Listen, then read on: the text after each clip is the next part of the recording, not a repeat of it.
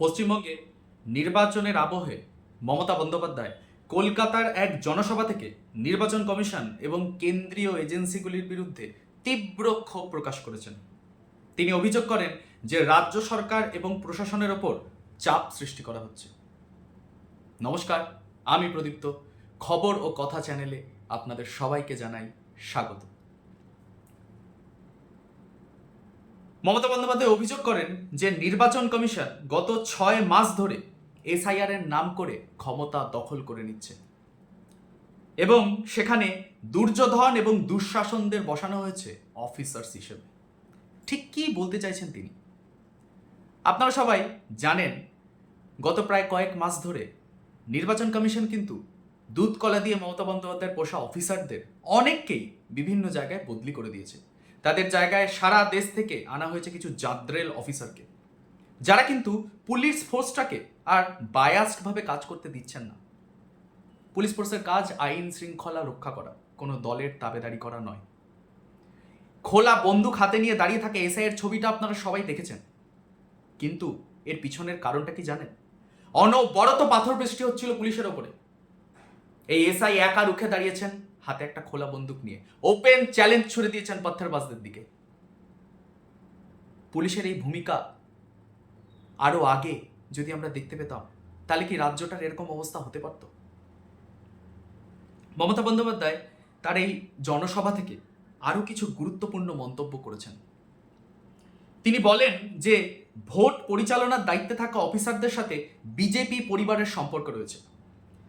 এরা BSF, CRPF, ED, CBI সহ কেন্দ্রীয় এজেন্সিগুলিকে নিয়ে মিটিং করছে। সেটা তো করবেই।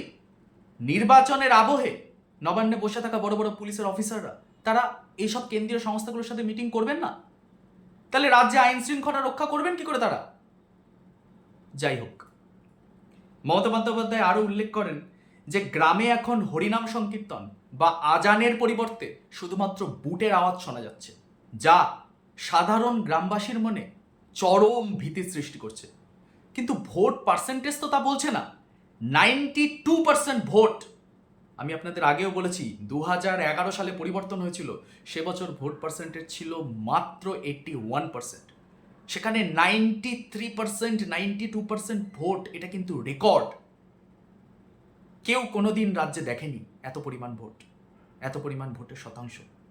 গ্রাম বাংলার মহিলারা যেভাবে ভোট দিয়েছেন, গ্রামগঞ্জের প্রত্যন্ত গ্রামের মানুষ যেভাবে বাড়ি থেকে বেরিয়ে এসে ভোট দিয়েছেন, সেটা সত্যি দেখার মতো। তাহলে এই কেন্দ্রীয় এজেন্সিগুলো কি ভীতির সঞ্চার করেছে, নাকি মানুষের মনে সাহস জুগিয়েছে ভোট দিতে যাওয়ার জন্য?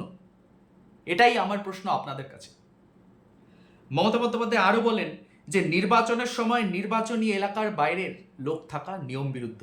তাহলে বিজেপির যে নেতারা ভিন রাজ্য থেকে আমাদের এখানে প্রচার করতে এসেছেন, তাদের প্রত্যেকের 27 তারিখের মধ্যে তাদের নিজের নিজের রাজ্যে ফিরে যাওয়া উচিত। আমি কিন্তু এই ব্যাপারে তার সাথে একদম একমত। নির্বাচন কমিশন যা রুলস বানিয়েছে সেটা কিন্তু সবার জন্য সমানভাবে কার্যকর হওয়া উচিত। মমতা বন্দ্যোপাধ্যায়ের এই ধরনের বক্তব্যের একটা বড় রাজনৈতিক দিক আছে। তিনি সম্ভবত তৃণমূল কর্মী ও সমর্থকদের জন্য আগাম একটি রাজনৈতিক জমি প্রস্তুত করে রাখতে চাইছেন। বিশ্লেষকদের মতে এই ধরনের বার্তার মাধ্যমে তিনি চাইছেন, যদি কোনো কারণে এলাকায় অশান্তি বা বিশৃঙ্খলা সৃষ্টি হয়, তবে তার দায়ভার যেন সরাসরি তৃণমূলের ওপর না এসে নির্বাচন কমিশন এবং অন্যান্য কেন্দ্রীয় সরকারি এজেন্সিগুলোর উপরে আসে। অর্থাৎ আগাম সতর্কবার্তা দিয়ে তিনি নিজের দলের ভাবমূর্তি রক্ষার একটা কৌশল অবলম্বন করছেন মাত্র। মমতা বন্দ্যোপাধ্যায় পুনরায় জোর দিয়ে বলেন, নবান্নের কাজে হস্তক্ষেপের দায় নির্বাচন কমিশনকে কিন্তু নিতেই হবে। তিনি স্পষ্টভাবে জানিয়ে দেন, রাজ্যে কোনো গন্ডগোল বা হামলা হলে তার দায়ভার নির্বাচন কমিশন ছাড়া আর কারণ না। ঠিকই তো বলেছেন তিনি। নির্বাচন কমিশন যখন নিজের হাতে সমস্ত দায়ভার তুলে নিয়েছে, তখন রাজ্য সরকারের কি আর কোনো দায়িত্ব আছে? আপনাদের কি বক্তব্য এখানে? এটা আপনাদের চ্যানেল, আপনাদের নিয়ে খবর করাই, আপনাদের খবর করাই আমার চ্যানেলের উদ্দেশ্য। নমস্কার। প্রত্যেক দিনের সমস্ত খবর নিয়মিত পেতে সাবস্ক্রাইব করুন আমাদের চ্যানেলটিকে।